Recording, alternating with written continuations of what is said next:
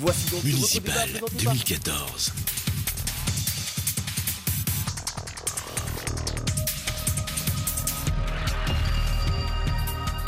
Bonsoir à tous. Les principales communes, les principaux enjeux. Tous les soirs sur Polynésie Première, nous vous proposons une heure de débat en langue française et en langue tahitienne.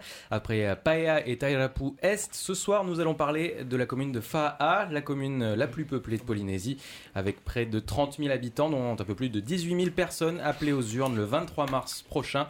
35 conseillers municipaux sont à élire.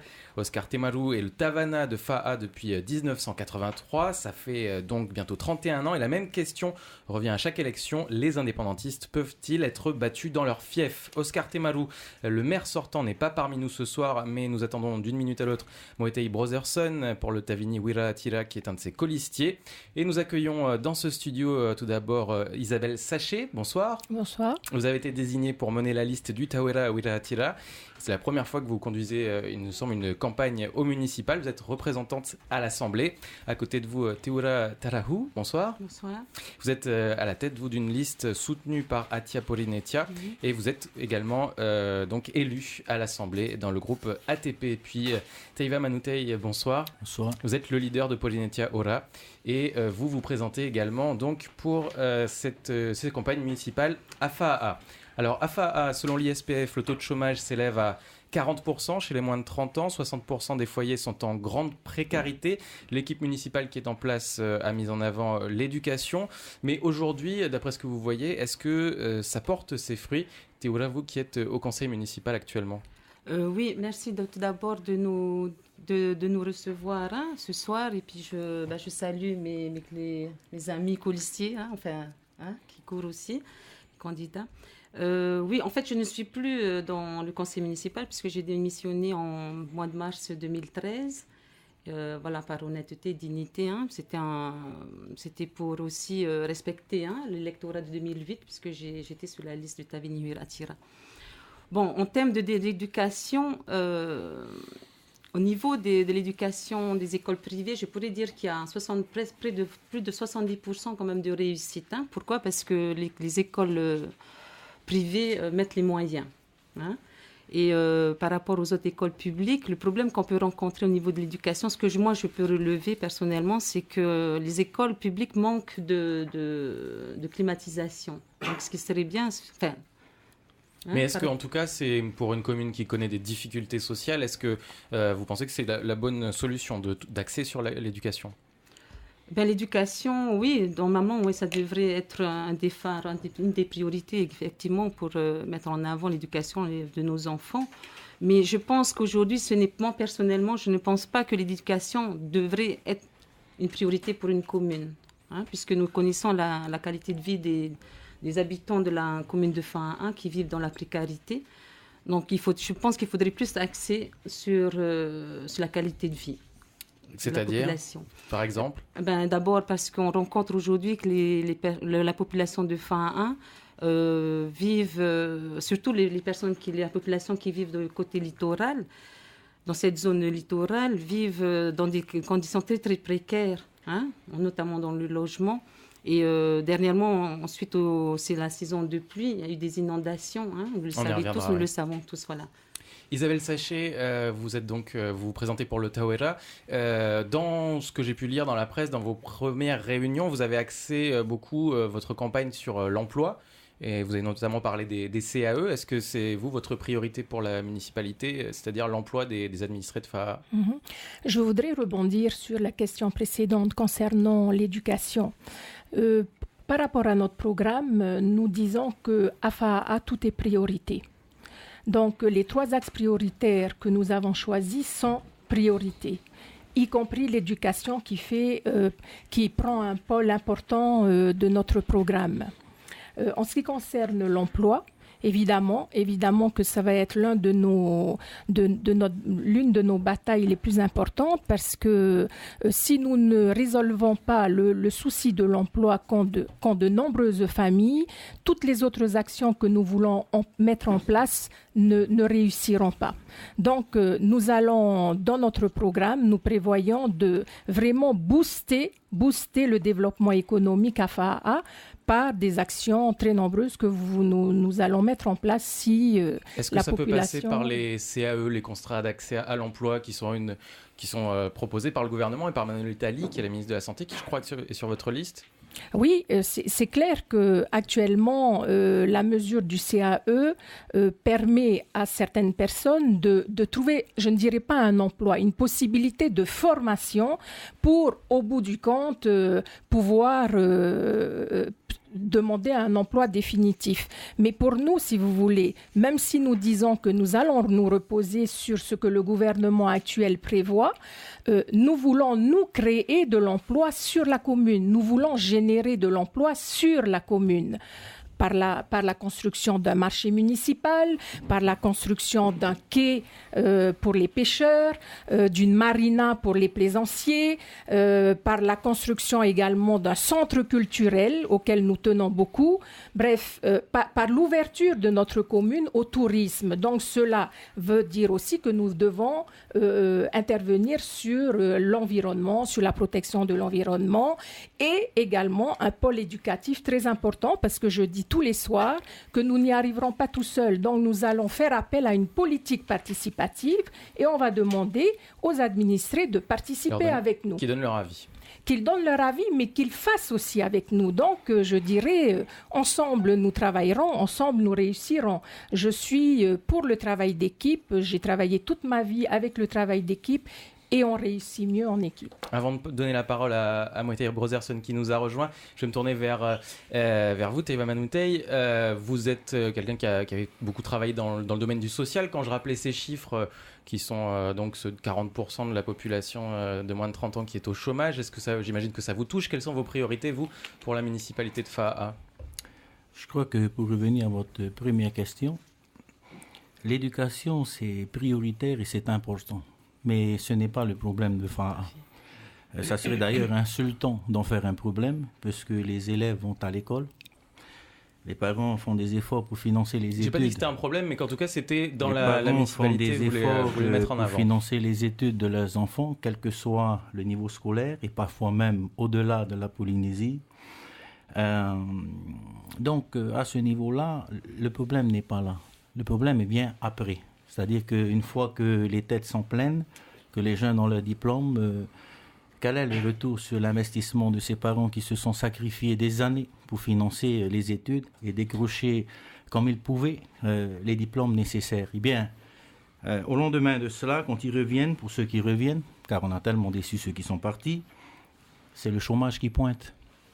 Les jeunes livrés à eux-mêmes qui tournent en rond et qui sont obligés malheureusement de se débrouiller comme ils veulent ou parfois de se vendre sur le marché du travail en sous-estimant le salaire qu'ils devraient mériter par rapport aux études qu'ils ont fait. Donc le problème, ce n'est pas celui de l'éducation car il est fait, et moi je respecte les enseignants. Le problème, c'est que fait le politique au sortir de la sanction finalement des diplômes. En ce qui me concerne, 3 axes sont importants dans la campagne, et quelles que soient les communes, mais en particulier sur FAA. Le premier, c'est l'accession à la propriété, alors même que certains sont expulsés au moment même où je vous parle. Le deuxième, c'est l'accession au logement, alors même que les factures d'impayés de logement ne sont toujours pas réglées depuis 2004 pour certains. Donc les factures se cumulent, certains ont des arriérés de plus de 8 millions. Ça, c'est la réalité des Polynésiens sur FAA. Le troisième, je viens d'en parler, c'est l'accessibilité à l'emploi, au plein emploi. Et pour cet accès à l'emploi, ce n'est pas forcément une compétence de la commune. Alors qu'est-ce que vous voulez mettre en avant? Je crois au contraire que ça doit être une volonté. Investir dans la commune de FAA, c'est une priorité, c'est une nécessité et c'est de la compétence communale. Après, donc on va chercher les entreprises, c'est ça? Mais je crois que le maire aujourd'hui, ce n'est pas simplement celui qui administre et qui gère, c'est aussi celui qui va chercher les projets innovants. C'est celui qui va chercher l'investissement et c'est celui qui est capable d'aller chercher des crédits. Je prends par exemple sur de gros chantiers, prenons ne serait-ce que le problème de la gestion des déchets sur FAA. Ça peut être un problème qui peut être réglé au niveau du FED.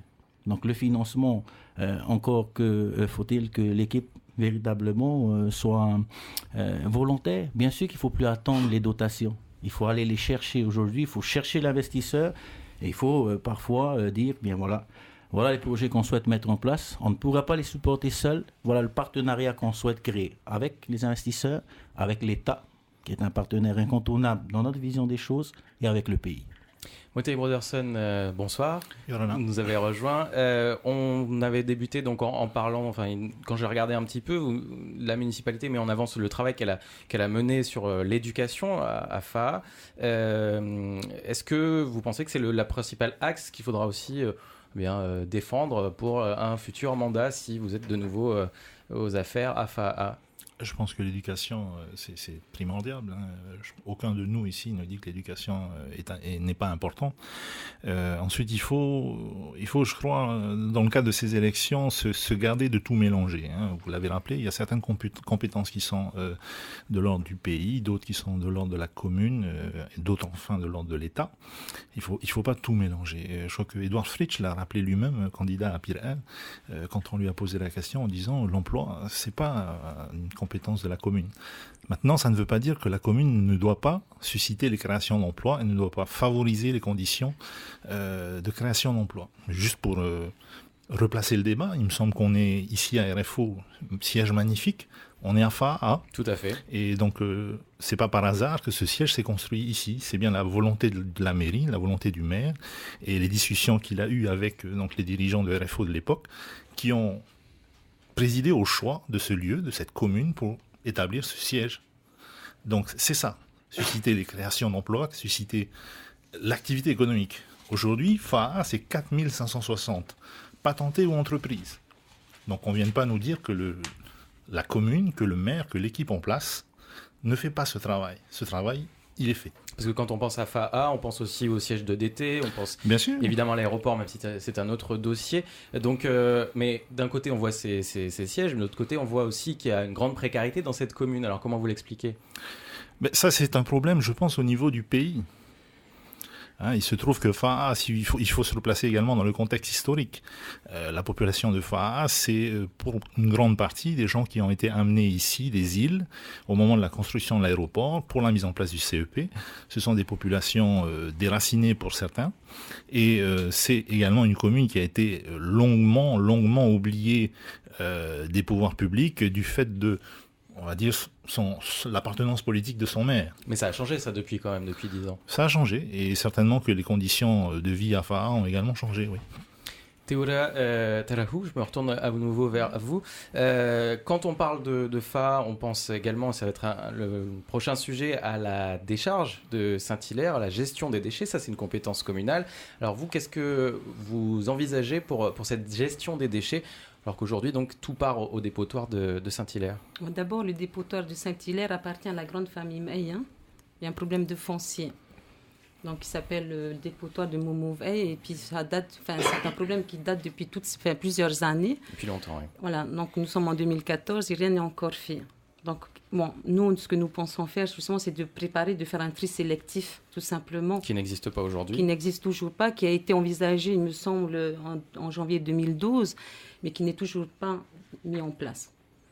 Donc c'est un tri sélectif, mais est-ce qu'on garde ce dépotoir ou est-ce qu'on va vers le CET de Payoro ? Il faudrait songer à faire un CET sur place, justement, mais avec une intercommunalité, parce qu'on ne pourra pas le faire puisque ça demandera un financement énorme. Donc l'idéal, ce serait de créer une intercommunalité avec les autres communes avoisinantes, tout simplement. Teiva Manoutei, je sais que la gestion des déchets, ça vous tient à cœur. Qu'est-ce que vous proposez si demain vous êtes élu à la mairie ? Si nous sommes élus immédiatement, nous signerons la convention avec la Société d'environnement polynésienne. Ce qui n'a pas été fait depuis plus de 30 ans, c'est une décharge à ciel ouvert. Les gens mangent dans la décharge. Il y a 3 jours à peine, les habitants se sont quasiment entretués au marteau dans la décharge. Ça, c'est la réalité, c'est pas du virtuel. Il suffit simplement aujourd'hui, et d'ailleurs, FAA peut devenir une ville écotouristique sans problème, à condition, et les habitants ne veulent pas voir entasser les ordures ménagères devant eux. Donc je crois qu'on prend des risques. On prend des risques si la décharge elle s'enflamme, et moi je ne vais pas courir ce risque-là. Et puis on prend aussi des risques au niveau hygiénique. Je pense que les habitants de FAA, comme ceux de Punavia ou des autres communes, ne sont pas opposés au contraire à la gestion et au tri des déchets, à condition, et encore une fois, je reviens sur le nécessaire partenariat. Parce qu'on a souvent tendance à rejeter la faute sur l'autre. Mais être partenaire, c'est s'asseoir autour d'une table, avec l'État sur le RHI par exemple, avec le pays sur les projets structurants et innovants. Et bien sûr que le travail, ce n'est pas de compétence communale. Mais enfin, j'entends Mademoiselle Sachet nous dire que le marché communal de phare, on en parle depuis des années. Sauf que si c'est la commune qui finance le marché communal de phare, je suis désolé, c'est bien des emplois créés directement par la commune. Donc je ne suis pas là pour faire passer des vessies pour des lanternes. Si on veut discuter, il faut discuter de choses sérieuses. Après, si ça se fait sur fonds privés, à ce moment-là, on mettra la gestion aux investisseurs, mais on restera propriétaire du foncier, si tant est qu'on me dit ici où est-ce que l'on mettra en place ce marché. Pour revenir sur la gestion des déchets, puisque là, on a mis aussi la mairie un petit peu... D'ailleurs, le pays a porté plainte récemment, il y a quelques mois, contre la mairie pour la gestion des déchets. Donc, qu'est-ce qu'on fait? Qu'est-ce qui a amélioré dans cette gestion du dépotoir de Saint-Hilaire? Alors, tout d'abord, le pays a dit qu'il avait porté plainte. Que je sache, et renseignements pris auprès des services de la mairie, on n'a toujours pas reçu cette plainte. Donc, est-ce qu'il a vraiment déposé plainte? Point d'interrogation. Ensuite, il faut, je crois, arrêter de parler de décharge. Si quelqu'un dans cette salle peut me dire quelle est la vraie différence entre le CET de Payhoro et le centre d'enfouissement de Mumuvai, je vous mets au défi de me donner la différence entre les deux. La seule différence peut-être, c'est que récemment, il y a eu une étude qui a été commanditée par la mairie au cabinet, donc Haviti, qui est un cabinet d'études environnementales, qui a prouvé qu'il n'y a aucun écoulement de lixivia en aval du centre d'enfouissement de Mumuvai. Alors, si vous allez par exemple, il n'y a pas de tri sélectif pour si vous allez vous promener au CET de Payhoro par temps de pluie, vous verrez qu'il y a de l'écoulement de lixivia directement dans la baie, ce qui n'est pas le cas à Mumuvai. Mais par exemple, il n'y a pas de tri sélectif pour l'heure? C'est quelque chose qui pourrait voir le jour? Alors, le tri sélectif, il faut pas non plus prendre des vessies pour des lanternes. Vous savez, le tri... L'écologie, ça doit se raisonner de manière économique.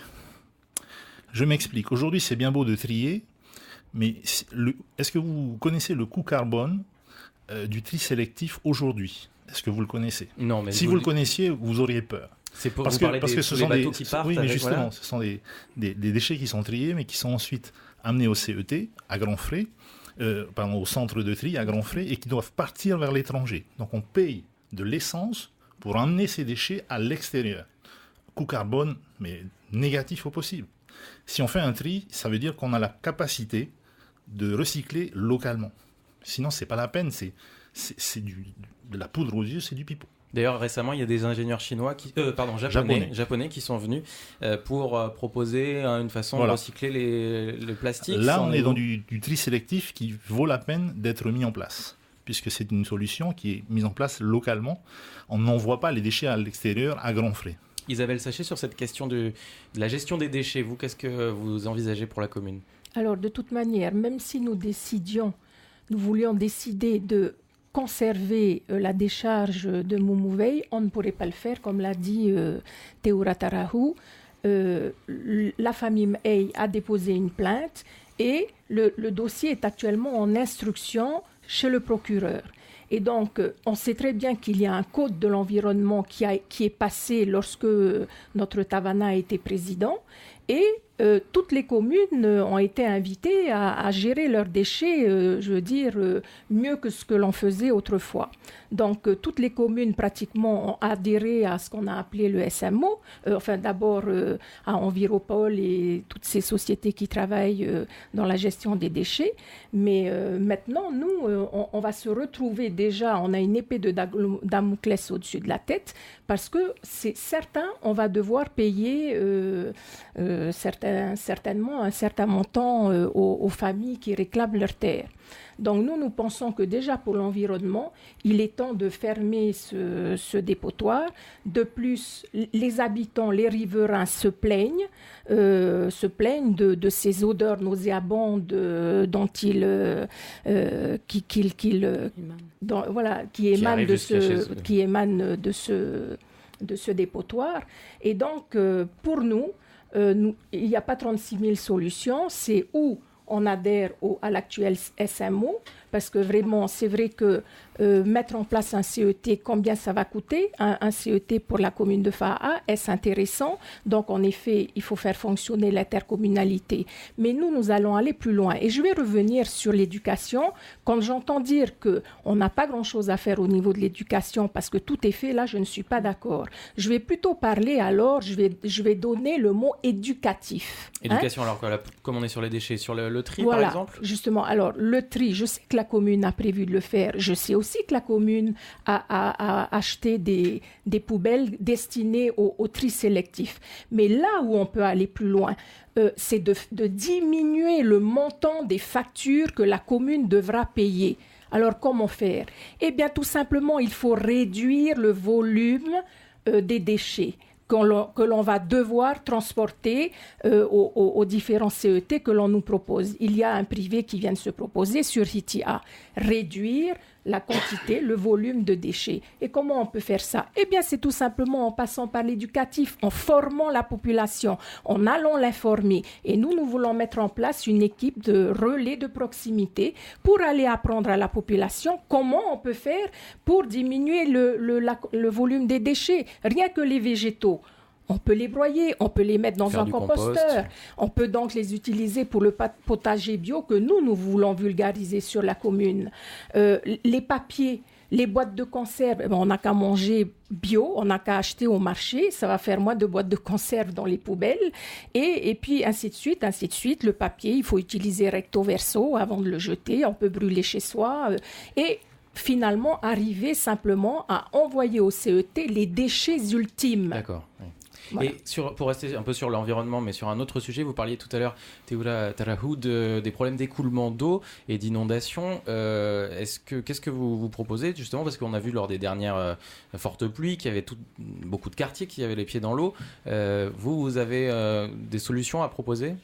Alors par rapport au littoral, justement, puisque effectivement il y a eu beaucoup d'inondations, les maisons étaient complètement inondées, la population avait les pieds dans l'eau, donc c'était une angoisse permanente pour cette population.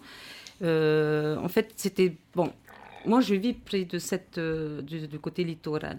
À l'époque, nous n'avions pas ce problème-là puisque le canal était souvent récurrent.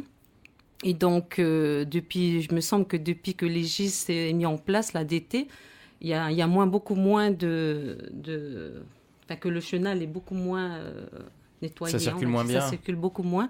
Et donc, voilà, ce qui serait intéressant, justement, c'est de penser justement à donc le problème vient de l'aéroport aussi, il faut que la municipalité de l'aéroport puisse... aussi, puis l'administration, tout à fait, c'est de nettoyer tous les caniveaux, tout simplement. Et justement, l'aéroport, c'est l'équipement le plus célèbre de FAA, mais après RFO. Après RFO, je vous le concède, Moïté. Et après, donc, ce n'est pas évidemment, ça n'appartient pas à la municipalité, mais comment est-ce qu'on peut faire pour améliorer les relations avec cet aéroport? Et justement, là, on voit dans un cas très concret d'inondation. C'est de se retrouver autour d'une table, tout simplement, avec les institutions, les services concernés, et de discuter sérieusement de ce problème, parce que la population souffre de ce problème-là, tout simplement. L'aéroport, qu'est-ce que ça rapporte aujourd'hui à la municipalité ? Pas grand-chose, et c'est pas normal. C'est pas grand-chose, c'est-à-dire en fait. Alors pas grand-chose, c'est l'activité annexe qui évidemment est générée autour de l'aéroport. Il y a quand même à peu près un peu plus de 1500 personnes qui travaillent dans cette zone-là. Donc forcément les commerces alentours, les petits snacks, les restaurants bénéficient de retombées autour de l'aéroport. Mais si on compare aux aéroports régionaux qui se trouvent dans des villes de conditions similaires, les retombées au niveau fiscal sont minimes aujourd'hui, et ce n'est pas normal. C'est un des chevaux de bataille du maire. Et comment est-ce qu'on pourrait faire changer un petit peu la situation? Parce que l'aéroport, écoutez, déjà, si le pays récupérait... je crois qu'il fait même des bénéfices. Si le pays récupérait la compétence sur cet aéroport, ce qui n'est pas le cas aujourd'hui, quoi qu'on dise M. Floss, qui veut faire des travaux alors qu'il n'a pas la compétence sur l'aéroport. Mais déjà, si le pays récupérait cette compétence, à ce moment-là, on pourrait, dans le cadre d'une discussion entre le pays et la commune, voir à aménager donc, une fiscalité spécifique autour de cet aéroport. Taïva Manouté, qu'est-ce que vous pensez de cette possibilité? Je pense rien, je suis émerveillé en écoutant Moïho. Muay Thai. Parce que ici, 2 exemples d'exemplarité de la commune. Il vous cite RFO, tout à votre honneur, un organisme d'État. Et il cite l'aéroport, un organisme encore géré par l'État, il le sait. Surprenant. Donc, il faudrait qu'il y ait plus de sociétés locales. Où est-ce que vous voulez en venir? Vous avez 4560 patentés et entreprises. Vous avez dit que l'aéroport, mais vous avez cité 2 bons exemples. Je vous fais un compliment là. Vous avez dit que le plus bel exemple c'était l'aéroport. Je crois pas. Le plus bel exemple de FAA sont les familles en difficulté, les logements dégradants, les conditions d'hygiène dont on ne parle pas ici bien sûr. On a parlé du joli côté de la médaille, c'est normal, on vient défendre un bilan. Je crois que c'est ça, le plus bel atout de FAA. Ça n'est ni l'aéroport, ni les infrastructures, c'est d'abord sa population. Et moi, si je suis ici, c'est pour parler de la population. Bizarre, on n'en a absolument pas parlé depuis le début de l'émission. Si, c'était même ma première question, puisque je vous citais les chiffres l'éducation, de la... c'est pas les jeunes de quartier, c'est pas le problème de la drogue, c'est pas la délinquance et la violence. C'est pas ça. Je vous parle de ça, moi. Et comment est-ce que justement vous valorisez cette population alors dans des exemples concrets? Déjà, si on commence un petit peu à arrêter de nous faire croire que tout va bien faire parce qu'on se croit à la Pounavia, là. C'est certainement pas le cas. Je vous accuse pas, je parle. Et qu'on commence à écouter les doléances. Vous voyez, sur le dépotoir, on a un bel exemple. On nous dit que pour polluer moins, finalement, on laisse tout ça à ciel ouvert. Pourquoi pas? Première thèse. Alors qu'à côté, on nous dit que la population, elle nous dit que ça pollue. Qu'ils ne sont pas en sécurité et que c'est inacceptable. Vous voyez, il y a 2 discours. Il y a ceux qui disent qu'il faut continuer parce que c'est moins polluant, et puis il y a ceux qui écoutent le peuple et qui veulent faire changer les choses. Muay Thai Brotherson, vous avez un petit peu moins de temps de parole que les autres. Alors, un autre sujet. Récemment, Oscar Temaru avait évoqué l'idée de faire un mémorial consacré aux victimes, ou en tout cas aux essais nucléaires. Est-ce que c'est le lieu? Est-ce que c'est un projet de la mairie? Et surtout, qu'est-ce que ça peut apporter une municipalité de créer ce genre de choses? Créer un mémorial, je pense que c'est une nécessité. Est-ce qu'il faut le faire? Enfin, c'est une question qu'il faut se poser. Le CEP ne se serait pas mis en place si l'aéroport n'avait pas été construit. L'aéroport a été construit à Fa'a. Donc il y a là un lien direct. Les familles qui aujourd'hui habitent à Fa'a, pour nombre d'entre elles sont des familles dont les pères ou les grands-pères ont travaillé à Mururoa et souffrent encore aujourd'hui donc des conséquences de Mururoa. Donc pourquoi pas? Mais au-delà d'un musée, par exemple, quels sont vos projets de créer des maisons de quartier qu'est-ce qu'il y a comme chantier prévu dans votre programme? Je suis un peu... je ne sais pas s'il faut dire un musée ou dépité d'entendre le discours de Teiva, mais on est habitué, oui, le terrain, on y est, t'inquiète pas. Fa'a n'est pas Pounavia, mais Fa'a, ce n'est pas non plus la caricature qu'on veut en donner. Il y a beaucoup de gens qui sont heureux de vivre à Fa'a. Être heureux, ça ne veut pas forcément dire habiter une villa sur les hauteurs de Pounavia. Être heureux, c'est avoir les conditions d'élever ses enfants, de les amener à l'école, avoir les infrastructures éducatives, associatives qui fonctionnent. Et c'est le cas aujourd'hui. Donc il ne faut pas sombrer dans le misérabilisme démagogue sous prétexte d'aller dire aux gens vous êtes aujourd'hui dans la pire des communes. C'est totalement faux. Merci Muay Thai Brotherson. On va terminer donc ce débat en langue française, mais il va se poursuivre en langue tahitienne avec Tita Wadoum. Je vous rappelle que ce soir nous parlions de la mairie de Fa'a et demain, le débat sera consacré à Aroué. Donc à demain et à tout de suite pour la partie tahitienne. Municipal 2014.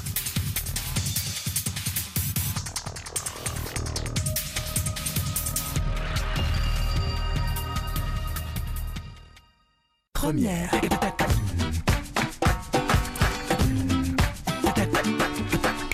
Maitira Tavana, Pitito Tini Hurumamha.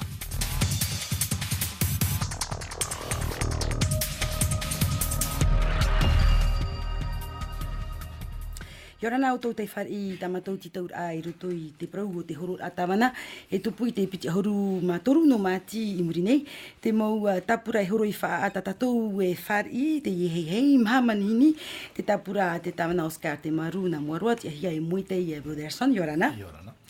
Te tapura tahu e rahu ratira Isabel Sashi te ahia I Jean Temauri Te tapura ati aponitia te ura tarhau atua hiwa i orana. E o te iwa manutei. E tāna tapura amui.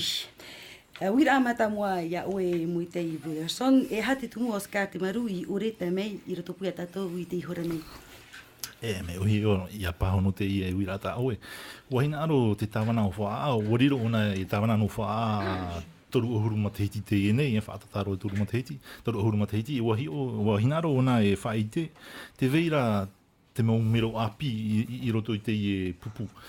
Tāna e arata i nei, e hia ai nei, e tāwini i te i ano whaa. Te honor a te ie o te teime Oscar te marua ti tau i te a tawana.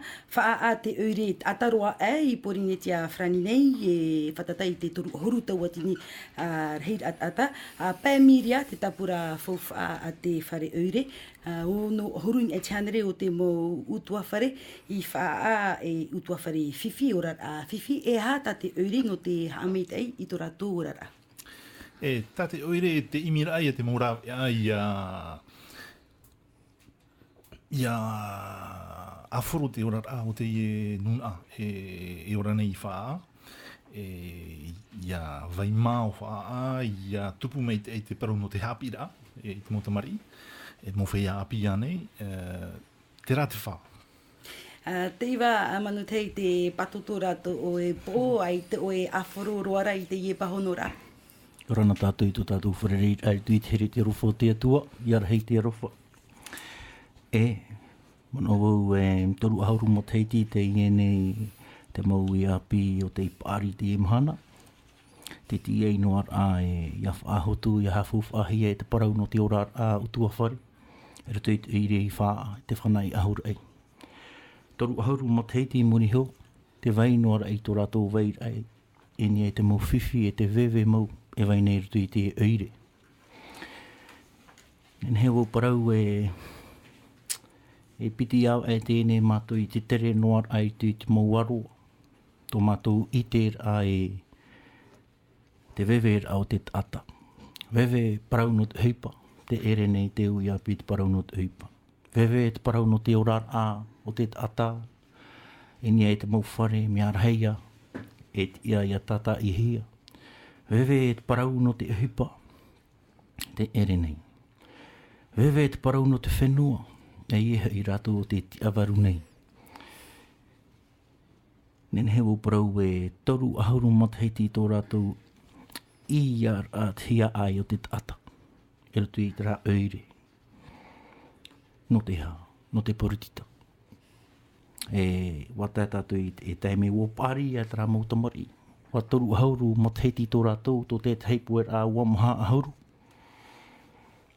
Tā mātou ia hina aru rei te imhana. Ia imi te teina ia hameit e hie tō rātou parau. E mātou ia, e horo i rutu i te horo rā.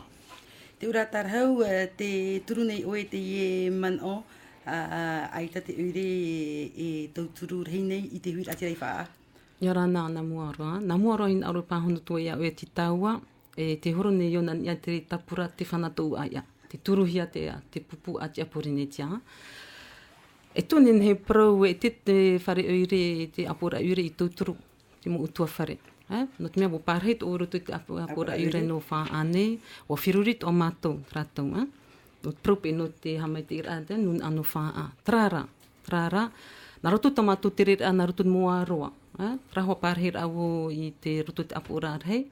O tere mātou no te amaru nun anu whaa ane, no trameo nā nun a whaa i hapare to i auru to tra por arhei. Wa horo me ratu to ratu mon o, nani ape te mo te turu matahiti ta tawana i arata imi ta tato euri. Te verat pro no te hamai te ira, nun anu whaa. Pro huara no te nohora. Te vera hoa te utua whare o te veine roto te hepo. No te rāmu propi te avaru ia rato. No trato pro no te mea no te mo eua, tau eua pe te motau. E traho pe te whiruiri a, pro te hepo rat nun a no wha a no te imo hepa. Ai te rei te mau tauturu mei roto atu i te hau whenua nei, te hau nui, te mea te tawana no wha a, e tawana titau te whataera. Ho e tawana, ona te tia no tra uiri. No te hoi uiri. E tia iana, ia titau te hau whenua, no tauturu nuna, no tona uiri. Trat pro no te hoi tawana. No pro no poritita, tō vai he puhepo in iso to tatu ni tawana, tā e no te pro poritita, a whaatura ho to tatu ni tawana, tēnei, no pro no poritita, trat vai hepo no wha ane, no te mea, tara tere ra poritita tāna i rawe nei, no pro pe no te mea ti amara. Whaatura tatu pro no ti amara, Pera tata hina aro, au rei te hina aro. Tēnei roto ia whāne, mea reto nun te taata, te huira atira, te to arato hina aro hini so prau no te amara. Ia whaatura to hia te heitu tuha, te te tupe ia tuha taata nun anu whaa, o te hina aro harini so prau no te amara. Jean, te mauri, te ane oe e te tapura Isabel Sachin, o te tahoer a huiratira. Mea moro i te idei to te tahoer a huiratira tamatar ai te titau i te ienei whareure no whaa e ha te tungu i te imhana e turuhia ta o tō tapura. Nā mua roa hau o pahano atua i tēnei wira, i nāra nei au e whātai tō tātou huiratira no whaa, i roto i te arwho te atua i tō tātou wharere ai te hehe. O ia mau, e rau e rei ma te heiti to te taho era i mira i te rāwea i anen he te i oire e mhere mei tatu to te taho era e oi te rā tatu te porotita e ra teinei te i mhana i to tatu oire nā ma te heiti e tō e nen he prou e re te me ohie ia hare tatu e te i oire e i roto i te ora ai ora hea mai a toru haru ma te heiti me ua tātu o pā tatu i te tau ia imi tātou i te tauira o te whiruira o te tātai i rutu i tō tātou uire. Ia rawa heiso nei, i whawhaheiti ora tātou te ora rao whaa, toru ahuru tau tini tātai o rārei whaa i rutu i te poepo i rutu i te wewe. E trātu wahei e tāpea mai. I rutu i tau ti ara mero apora uire, wa pāpū mai te iau tomo tere rao hipa i rata hema e tō tātou tāwana e hano te whaino, e te whaatura rao tōna ti ara tāwana. Nen herai pro ue, mea rei a te toe e raue no te peau no te tauturu rā i te huira atira te parau no te hipa te whia api e tāno atu i te parau no te nora e iei te me tātou me te parau i hora te wenei te mau tere porotita e haatire i tō tātou oire te wenei te mau tātai nhore i te mohora ua ta aro hia ti te me e piti haru tātai i toho e whare e hati tumu e hei weino ai mitera e hamo te tiara o te oire mua te te whiwhi wharere hia e te nuna. Te wenei te parau no te whaatere rao te oire. Te wenei te whaatere rao te whenua.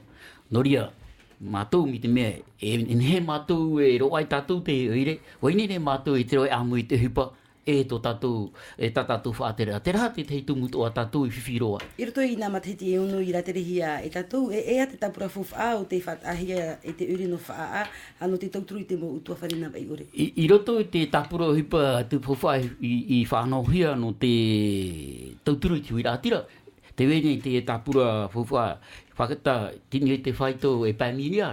Me i roto rai te parau no te tauturu no te hora rai te hipa nā te tāta no te tauturu ai tōna ora rā, ai te i e whāta, ai te i hipa i whātahia. Ua hamai teino hia te tere rao te uire, i roto i te parau te meri, e te hipa, e te weitura, te me haatira. Me i roto rai te opera, ai te whawha, i roto i te nuna, ai te ia. Ai te whawha i opere i roto i te ria whanahora. O papu i tātou e, i roto i te ora o te i mhana tō tātou huira tirei wha, te autāne, e te tuo nei, te parau no te hipa, no te mea, o i te mhana e rau e rei, mau huira tira whia api, te mauti nei te hapira i te mhana, e tā tātou i te, ngaro he meni tera parau no te hapira. Heru, vai ho tātou nā muarua, Jean te mori, a muitei e pahono i te i e mau whahapar, a muitei?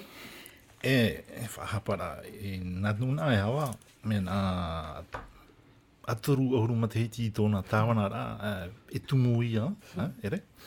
E wharo nā o ia Jean, ti te hurupa i e pauro te huira atira no wā, ti roto te hope hebo, e pauro, si te le, pamata e hills, pauro rātau me wewe, e te noho rā, me anu ia, aita, te tauturu hia ara te hui ratira, nā roto i te mau tātira anei, e turuhia turupa puhi anei, te mau tātira ui api anei, tuaro pauro te nā mau tātira, te tauturu me te hiara e te whare oire. Te parau no te ohipa, te parau no te nhora a totiare hora, e re tara te parau na te whare oire, e parau tara na te hau whenua. E tiara ia te tāwana, te oire, ia haa, e te hau whenua. I te ho e teibe wa whaatere na hau te tapura amui i te hau whenua e aha ta te oire no whaa i api mai. E te hipa e tupu ho e noa mhana, ho e noa pō. E te ona e tupu no mitera i fō e patu. Te tei tumu prau o te whahiti hia araguadei naruto i te reo whrani, te prau ia o te hapira i whaa te ura. E pro no te hapira me pro mea na whia pro me pro tia hoa, pro no te hapira no tu tatone mo tu tamari. Tēnei erep te roto to matohi ora erep et wha matamua. Wha matamua no nuna. Tapa i whare huipa toroa. Tra hoa tra te hipo atu tunun anu wha tra taratuhi ai taratu i hina aru ti eira rato ia whiruri hea pe no rato no te imo whiwhita rato e wharere nei te paurot mahana. Pro no te hapira. Te vera hoa tau whenua, te hau whrani paurua. Mea rei tōturu. Mero teito oe no te apora uri no whaa, ha taua tini ti ahapara hei a tei te whaa, te chepu ia nei, te huiratira no whaa. Ai tua papu te chepu ia nei te huiratira no whaa ane. Te vera raho e teimea ho e matahiti matou te chepu o tauturu matou te temo ui api, no te mea ti roto o tratumite, no te chepu rape e te imo ui api, no ni ho e no te ete, tau ite. Tēnei te temo te tua papu, net opro i RTT, Manuriva, trate ete Manuriva i RTT, no te mea te warawe o te hipa i o, ai tira tu te hepu te mari no whaa ane, i api no whaa.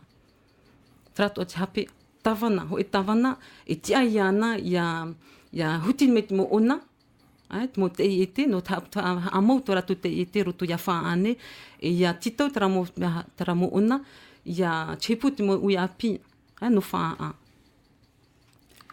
Te wamanu tei wa wharo oe te mau pahonu ame roto atu ia moitei, Bruderson. Mea iti te maurawe a ta te hau whenua e horua nei. E hea ta oe tenei nene e atopa mai te moni roto i te awhata o te whare ure no te hameit e te horara o te huiratira. Rotopa i te pipiria te weira e piti puta papai. Te tenete e te matai o. O prou mai e tu. Ai te hare mai no te whahapa, no te whahopeera. Matou toa. I horo ai rutu i te horora. Ai te matou e whahapa i ana. Ara meira matou e rawe te hipa te moe hia i ara tu i te rawe. Ere?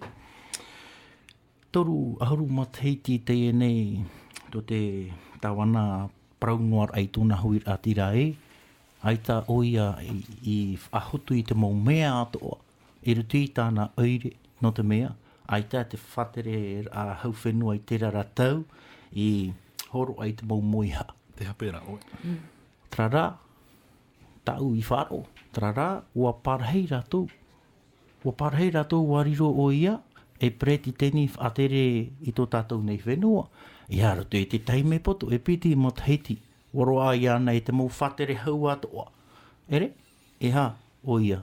Ai tā o ia i whahupa i tera fawha, e tera mait ei, i raro ai tāna whatere rā, no te hamait ei, ia whaa, te tei uiwira.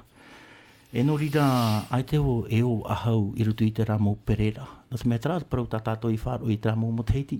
Ai te nen hei, no te mea e hoe a Reni Porukita, ere o nana, te tei mō oiri toa, i he parau i a oi, haita, oia. Tera rā, tau hei tā e, moteiti piti tautini e maha, waparahi. E ua whaatere. Naro rawu e prautu ai a tātou e te mea mua hi ei unei. Mātou, mei te peu e iati ei tia tua e pārhei mātou i tui te oire. Hei te mātou e whaariro tra oire e moiha apurukita. E tra radio tā tātou e whaar o noara. Ere, moiha apurukita. No te arat ei tō tātou huir atira, e roto i te tei reni.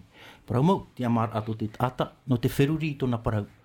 Iara, e whaariro i te moiha at huir atira, e moiha apurukita. Tra, te wahei tā e roa. Mute te na ohia mai ra e mea iti ta o te mi propro ia ahuia I to e muhua. E hat pahono ra? Pahono te hao. Te mo whahapara... Whahopera. Whahopera. E ita mātou, atano mātou, e weho no mātou iana e pro e ono I tu. E re roa tu te reiga. Mātou atano mātou. E re roa tu te reiga. Te pro ra ona e mo hipa I mo e hi aita. Pro e tātou hipa e toera. O wei e tātai nene he pro wōti poro te hipa I ana. E ha te mo hipa I toera. E te hipa I toera. I te hamai te ira e te hei mo tuho au whaa, te pro... E rawe tātou te pro no te pape. O I te ana I tātou, te hapura pope no mumu vai. E vai rei mumu vai. O I te... Te rarheiro ai I unei I porini ti anei. Aita te huiratira no whaa, e ere nei te pro no te pape. E pope ma. Me ma te pape whaa, hane nei pira. Te mira ho, mau te pape. Whaa, I te mau. Trara, tēnā I te taua, e iti rohia te wahi no mūwai. E tano pai iha o hoe a no te whanau ai. Tera te mau whanau ai e toera. I te pau te pape uat I te hia ora ho e whiwhi, I te pētat hei, I te roar au te taua tau manurewa e hopuna te pape I te teime ua, whiwhi te mo utua whare, e ha te mo rāwe anu te tātara I te I whiwhi. I te mei tātou te I wahi I te taura manurewa,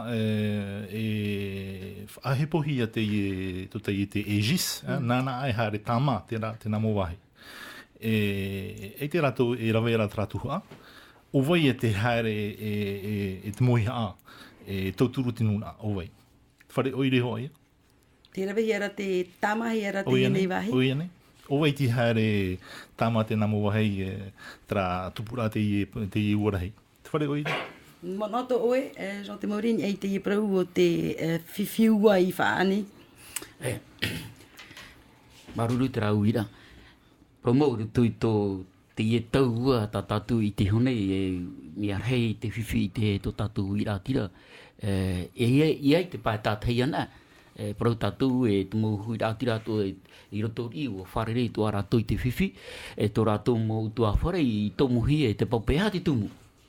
E ha te tumu no te mea. I roto I te ora au to tatu hui rātira I te tatu e to tatu mo hui rātira tinyo atu I te mau a te whaeara.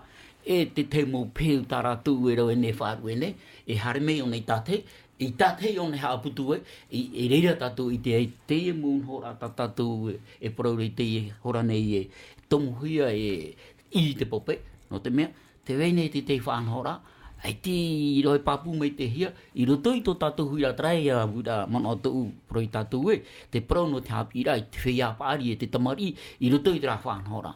Ia tauturu mi te me mātu roto I te whanhora e hare noa mai mātou tui te oire, te hei rā e te roi amira e tui rā tira, no te tāmarai tō tātou he uri o te whenua o te tai rāpope, ia nenhe tō tātou mo hui rā tiri tātei ore rātou whiwhi, ia ore tō nia e whiwhi, no te mea, e roi amui tātou I te rāhipa, e hapi tātou I te whea pāri, hapi tātou I te whea tamari, nahi e I tāmai tō tātou oire. Tra, te mono e tāu hina ore tātara I tātou, promo, e hipa toa tara nā te oire, ti mira I te rāwe, whawhatatarai I ana I peho I te hui rātira, e no te rau e amuira I te hipa. I te e mana, te I tera tātou I whiwhi, e te tātou e praura ei, tātei ua tomuhia, e te maninia ra te hui rātira, e nhora I te pā tātei, e ha te tumu. No te mea, te wene I te rā whiwhi. Nā wai e rau e. Nā te hui rātira e te oire, e rau e amui, no te imira I te rāwe, e tātara I te rā whiwhi. Tra. Tumu prau atu o te whāro pinipini hia I whaa, te prau ia o te tāna whāro a peu. Upuar a apia nei e tate whare ure I te reira pe, muite. O I te tātou o whāro pāo e te iemau tapone, te mei I whaa, o te tere rātou I te hea tumu oire, no te wha I te tu te moiha. Ere moiha moimoia, o te rawehi ana I te moiha I te whenua no Palau. A whatata ahuru mata hiti te ine, e me tere mai te. Te imo I ane he ona e huri te imo te mo plastic, prohia, ia riro rato e mori aru. Te ia tu e rawe a papu, no te whaiti te vivi, e vai nei i o tātou nei.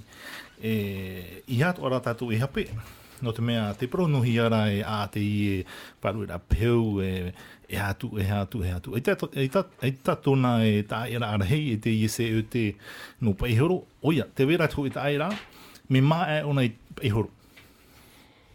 E re nā mātou i parau nei, wa titohi a te i te prohi cabinet de consultant en environnement, nā rātou i haere whawha, nā rātou i haere mito, me māro te e te pape i e tānei roto e te mo taurapope i raro ai te i wharue la preu. Te ura te upuar a api no te wharu a peu no whaa, au wharu o et man au mui te ere te muemuea, e hatu e man au i te prau. Nu iso tra prau, na muaroa e whenua te eno te upu wheti im ei. E turu o ruma te heiti te ene te roto tato tra, whai te roto te eure te, e pro problème de foncier, hein? E te whiwhi a whenua.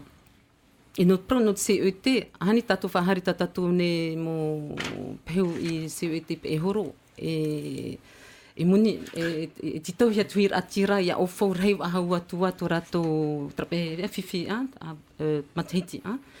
Tēnei, o roto tamato whiora, whiruirira, ia tupa pe tra hopoi an iso to tato ne huir atira, ia te ia tato ia whiruri, whahari pe tra intercommunalité. Te te tumo eure ta primei. Ia tupa pe tra hopoi a. Tra whirurira, papu me te. Tēne not pro, mita moi te i pro. E whiama te heiti to tato tawana i whiruri no tra pro, no peu. O rewa ona te mo mea mo whenua mea o Brazil, o mea ret mo whenua tana i haret i te tra mo whiruri, no whiruri pe no te i pro no te peu. E te mahana e te tato i tā pētura. Tara no te hina aru pro. Te mamantei ua whahiti oe, larto te reo frani, ia mana no atu oe, e oe, uri mai te sep. Pro te peu. Oia, mi te pēhina aro tātou e whāta atu peheu.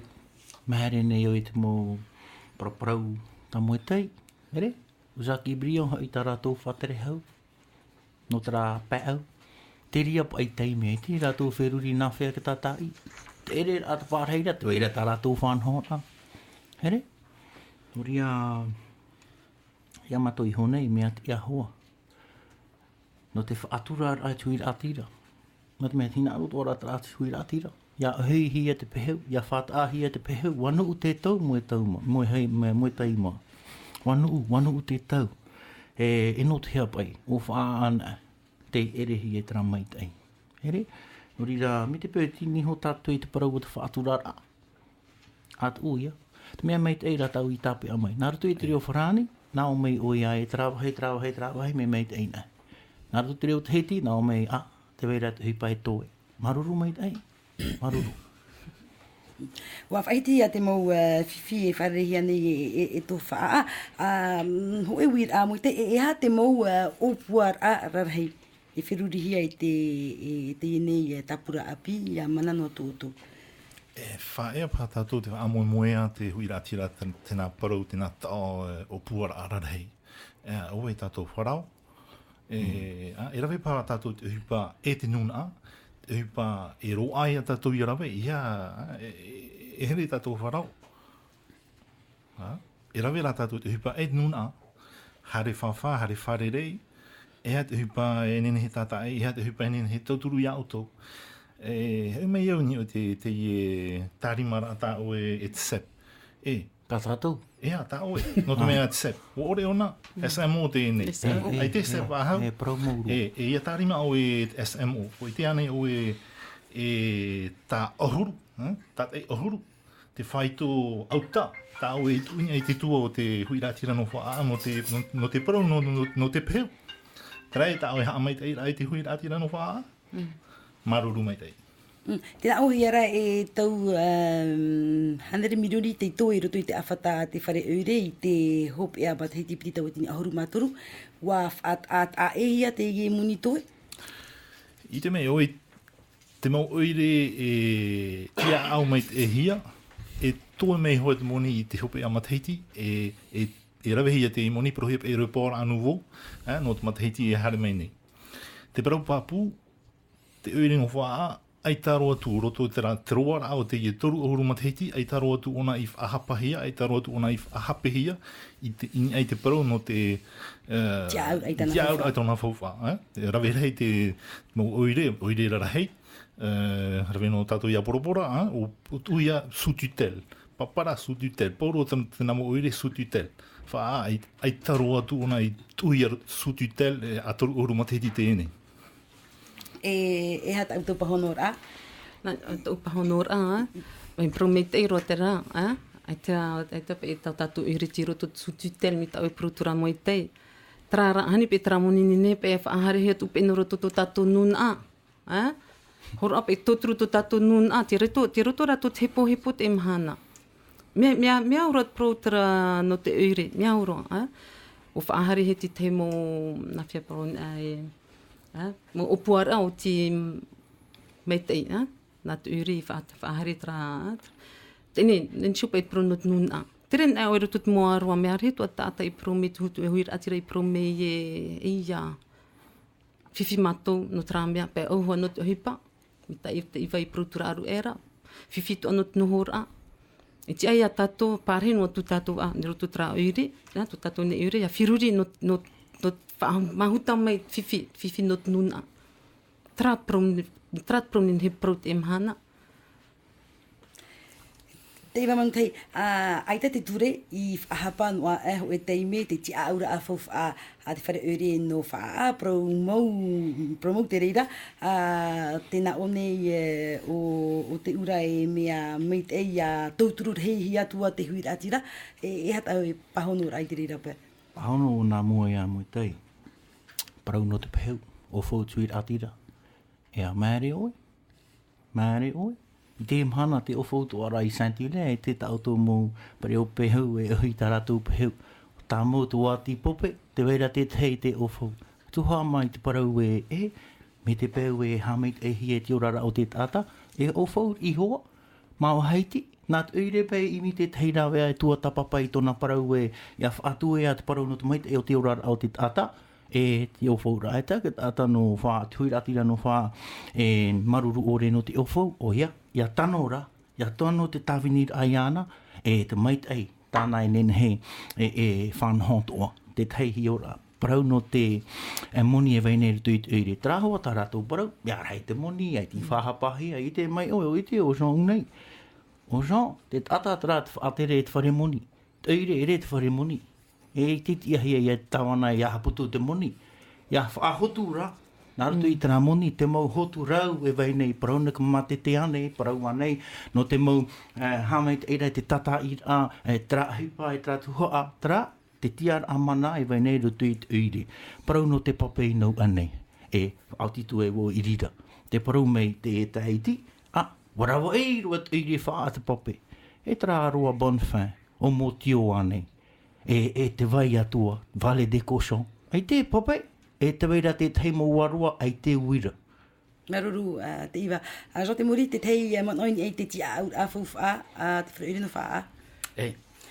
Ia mau, ruto I te parau no te orera whauwha o tu tatu uire, e iau tera manao e, ai te oi I topa ruto I te hi o poara.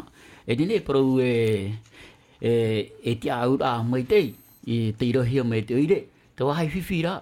Ai te pai te e whawhai whaohipahia I te moni I wei no te nuna. Wei te tātou, wariro tātou e tia au rutu te hoe uire, e te tapura whawha o te tātou uire, ere nā te uire nā te nuna. E me tia ia whaohipahia te whawha a te uire no te nuna. Nene hamani ti te mātete I rutu I te moni I toe mai. Wei te tātou we, a toru huru Matahiti atoa, tēnei uire tō tātou te wenoara I te mātete, e wei te toa tātou e te e whare tā tātou e prone ne mātete, e rero atu te mātete, e wapoe ti tēntou tātou rutu I te e whanhora tā tātou, e mi te mea e, wa paraunua te parau e te weira te toe, te hupa e nenhe e tūrei mua, e ai tiro hia te proni mātou mi te me e hei mei mātou ni o te whātere rau te ire e te rāt mo uhipa mātā mua a tā mātou e roe ha maurai ti tei mate tēnā tātou tatararai uhipa nā te tate I ruto I tōna orara. Maruru me te au tau atu a te wharir ai tā mātou titau. A hoperoa te ienei e whanahor a tātou. Ho tātou e whaat a e atu ai te teinua no numera hopi a te rua mei mei roto atu te piahi opo ar af aturir a Chaufrani te ienei pū de RCL. Hanere a horu mā au rehir a tapura e horo I te ie piti a horu mā toru no mati nei. Ho e tau atini hitu hanere rehir at ata e horo. Trana te ie prau e wha hoperoa I tātou whanahor a Rātio. Maruru me te. Mai tira atawana piti tau tini huru mamha.